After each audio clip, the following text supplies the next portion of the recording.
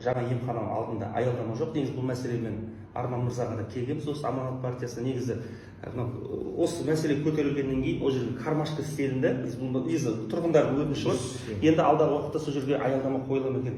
Себебі көптеген денсаулығымен келеді ғой адамдар, қарт кісілер келеді, жүкті әйелдер келеді дегендей.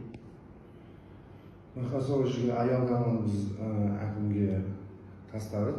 Ұсыныс осы жақын арада қойып береміз. Ол жерге аялдама, 2 аялдама қойылады. Біреуі бергі Рысқұлов көшесіне, екіншісі арғы Батырсын көшесіне 2 аялдама. Магазин түрінде болады ғой, әлеуметтік дүкен бар ғой, соның қасында. Әлеуметтік дүкеннің алдына қойылады. Ол қай уақытта да болады? Осы айдың төңірегінде болу керек. Алдында жол бөліміне айтқан кезде кімге?